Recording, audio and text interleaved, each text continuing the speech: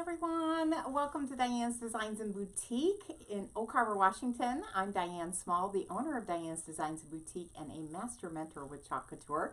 And here we create and sell beautiful home decor and teach you how to make beautiful home decor for yourself using our amazing Chalk Couture products. Today, I'm going to work a little bit more on our old-fashioned toolbox. So we did this, made this with two of our Chalk Couture kitchen cutting boards. So you will find all of our amazing Chalk Couture supplies at charmingchalkart.com. You can go check it all out and place an order right there. You can join our Club Couture program, which is a monthly subscription that comes right to your door to give you a box of creativity every month. It's only $19.99 a month with free shipping, and you get a lot of perks for being a Club Couture VIP. And then you can also join our team if you think this would be a great business that you would love to be part of. I'd love to have you. Okay, so we're going to get started on this. So what we're going to do on here is we're going to do a little bit of dry brushing. So we put it all together and got it all stained. It's just pine is the extra wood that we did.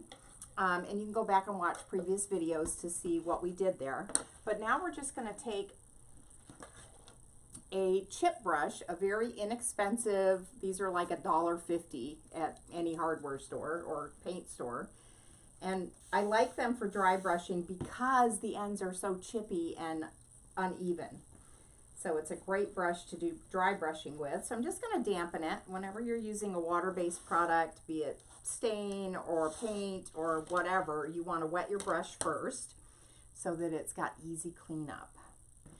So I've got my chalk paint here. So we're using a white chalk paint. I just want to have some of the brown undertones on there. And you can see I kind of did one side already. So that's kind of what we're looking for. So I'm just going to dip the tips of my brush in, get a little paint on them, and then I'm going to take my plate. You can use a styrofoam plate, a paper towel, anything, just to really get most of the paint back off the brush. So we're just going to dab, dab, dab so it's almost dry. And then we're just going to go in the direction of the grain of the wood. And we're just going to start putting in, so the heavier I push, the heavier the line is. And we're just going to keep going until we get it mostly white. I just wanted some of those darker undertones to come through, and it doesn't have to be exactly like the other side. We're making this look old and beat up, so we're just getting some extra color on there, and just dab, dab, dab, and that gets you a little extra paint.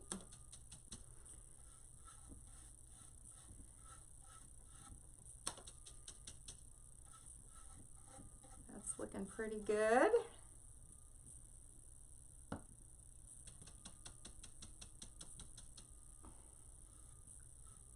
So I'm really not using hardly any pressure at all on this. And in spots, I'm just going to put heavier globs to make it look aged. Okay, that's looking pretty good. Let's go ahead and lay it down. Again, I'm going to go with the grain of the wood. And I'm just going to go back and forth with light strokes. So the paint really is almost dry when it goes on there.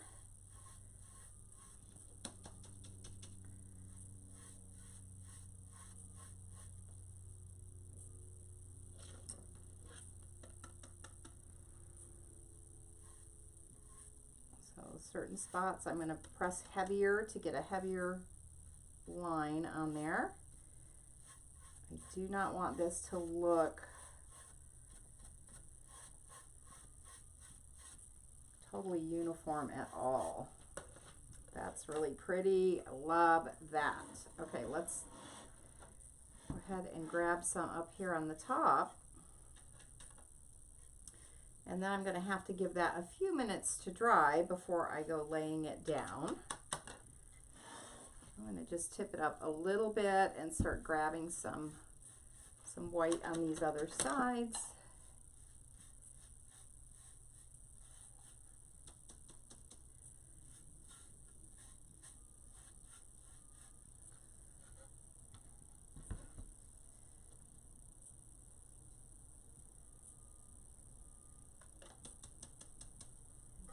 dab, and then I'm just going to tip it slightly to start working on this side. So we can get the whole box dry brushed very quickly. And then we're going to be using a transfer from our Blossom and Bloom collection to put on here. And then you could make this an herb garden. You could put all kinds of decor in here. You could do a floral display in here. Lots of different things. I'm just grabbing these edges. So they are distressed also.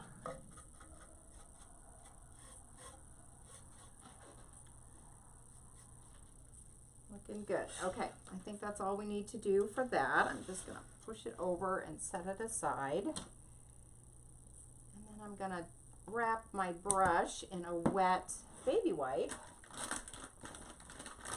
so the paint does not dry in it before I can take it in and wash it. I'm going to go ahead and just give it a spray of some water. And then flip that over and twist it around, and that will keep my brush nice and damp so that it's easy to clean up. And nothing dries in the brush, so we'll set that aside. And then we're going to work on our dowel. So we're going to put a dowel in the middle of this. Let me get this out of the way so you can see what we're doing. So I have just a little piece of dowel that's going to go right in here in these holes to make our toolbox, but I don't want it moving back and forth. So we're going to drill some holes in here to put some cotter pins in that will hold my dowel in place. So I've already just centered it and made some little tiny marks on the, you can see these little tiny marks of where I want to drill and where the edges are. And then I'm just going to take a scrap piece of wood. I've already picked out my drill bit, and then we're going to go straight down through this, right through the middle, holding it nice and tight.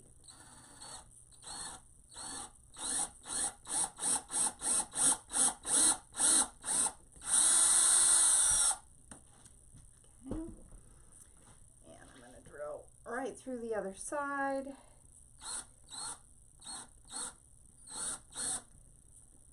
Just to make sure my hole is big enough.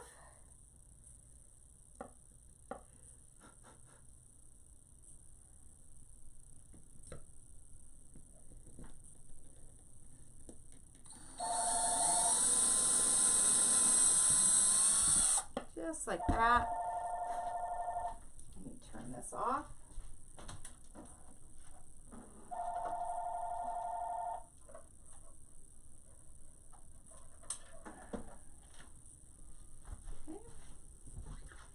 And then we'll hit that with a little bit of a sanding paper.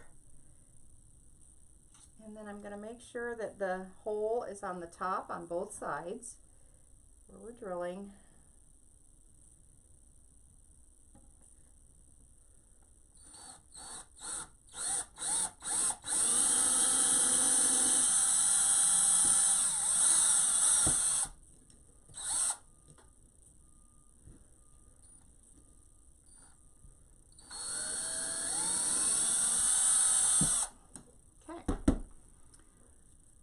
So we have that done. Let me grab my little sanding block, and we're just going to sand that a little bit.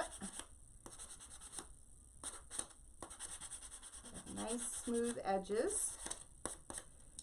I'm going to make sure my cotter pin will fit through that. If not, we'll have to drill a little bit bigger hole. Okay, that looks good. And then this is a little cotter pin that you can pick up at any hardware store. And I want to make sure that that's going to fit. You have to use a screwdriver to help you get through there. We shall see if I can push it through or not. Okay, I think it's going now. There it goes. Okay, so there's my cotter pin locked in place.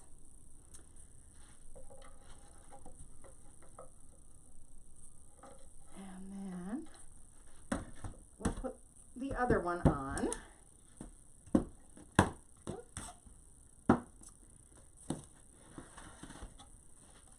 My little package. So these are just little 1/4 inch, and we got these at Home Depot. Okay, push that through, and then put a cotter pin on the other side.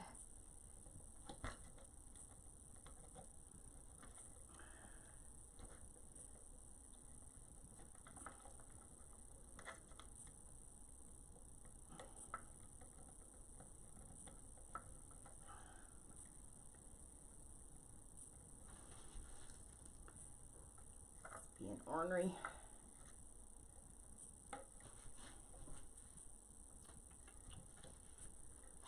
May have to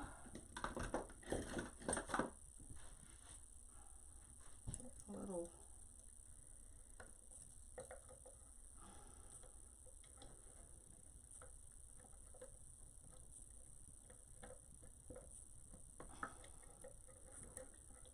help this push through there. Ooh.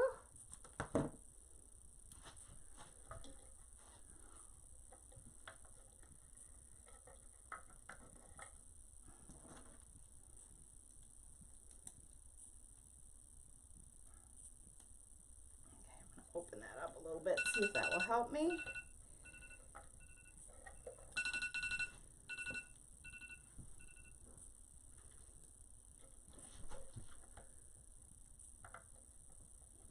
You know, this always, when you're live, that's when it wants to misbehave.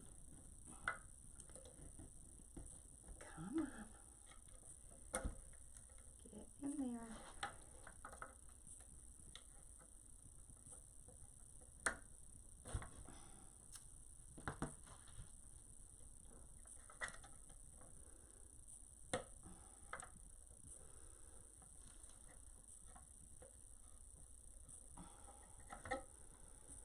Okay, well, we know it fits because it went in on the other side.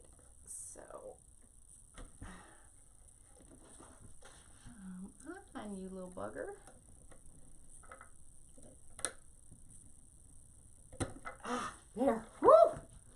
That was a challenge. Okay, so we've got our cotter pins on both sides, and so it won't change, you know, it won't slip out on us anymore. So you can paint these also if you want. They come in silver, but you can paint them black or white or whatever color you want to. Just give them a little spray paint on there. But that's what we're going to do on this video. A little dry brushing, drill our dowel, and get those cotter pins in. So I'll see you on the next one, and we'll finish this up. Bye.